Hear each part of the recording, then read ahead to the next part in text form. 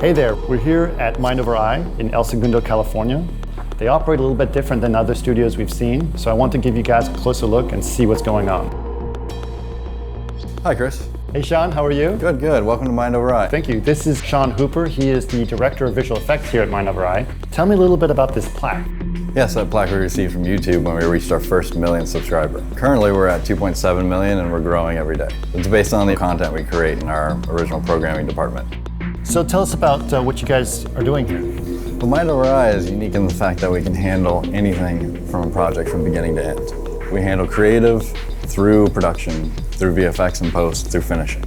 Primarily, we're automotive centric. However, we are branching out into episodic, and we've been doing commercials since the beginning of MindOverEye. How long has this company been around? In all of its various iterations, about 15 years.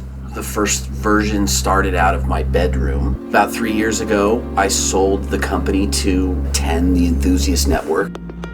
Our parent company owns Motor Trend, Hot Rod, Automobile, and Surfer, Surfing, Skateboard. So we have really heavy vertical integration in the automotive field and in sports and entertainment.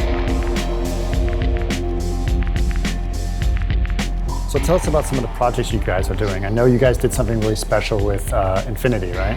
Yes, that was the Infinity Au Rouge.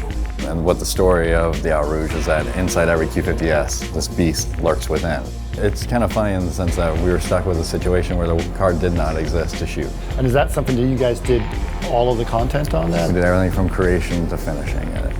With the transitions from the Q50S into the Au Rouge, really ran the full gamut of the CG pipeline. Dodge released this Challenger and Charger Hellcats this year. They did a whole 5-second end tag for them that ended up running on all NFL billboards. You've got 3 seconds to create something visually impressive and something that will stick with people. I want to see our Hellcat, run down the street, tearing things apart. Dodge saw it, loved it so much, they extended it to a 15-second. You guys did something else for Dodge with the Viper project. Tell me about that one. The Viper was a very unique project. Dodge came to us and said, we want a documentary for the Viper. No one understands the fact that it's hand-built. Everything is meticulously done, and it's really a piece of art. We did all the concepts, script writing, flew out to Detroit. The idea was to show the Viper during an establishing shot, blow it up, and have all the automotive components floating around the car, slowly coming back, building it back up, while we highlight certain parts and features of the car. And we delivered at 16 minutes, which ended up really whetting their appetite. They loved it so much, they wanted a 22-minute piece.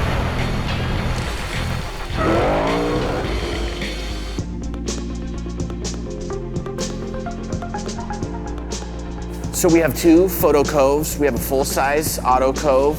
We can fit a couple cars pretty comfortably, lifts for storing extra vehicles. Then we have a tabletop egg, which is a completely returnless cyc, so no perpendicular spaces anywhere in the room. Aaron, you're a visual effects supervisor here, but you also have a background in car photography. Tell me a little bit about that history and how that works for you. I've shot for a number of the magazines, Hot Rod Magazine, Import Tuner, Honda Tuning. When you take a car on set, it is a different beast entirely. Right. In 3D, your lights are hidden. Right. Here, they're not. That's a pretty big light. Yeah. Exactly. Young artists will put a lot of lights on the car. It's not about lighting the car, it's about what the car sees in its reflections. When trying to find the lighting or the highlight on the car, we'll actually use a laser pointer and actually point it onto the car. It'll actually show you exactly where to put your light. Using V-Ray's real-time renderer, you can actually do the same thing. You can move a card around to where you want to get that reflection angle perfect. Now you can get that nice highlight.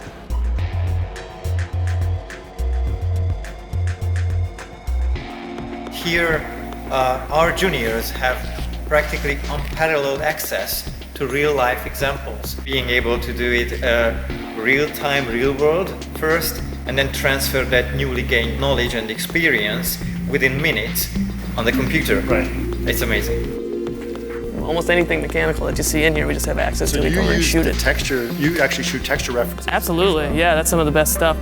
Having the guys that just know these things inside and out and be like, okay, what exactly is this? Our founder, Bill Wadsworth, is constantly wanting to learn, constantly wanting to evolve. We're trying to move more and more into emerging technologies while bringing up the base fundamentals of our production and VFX capabilities.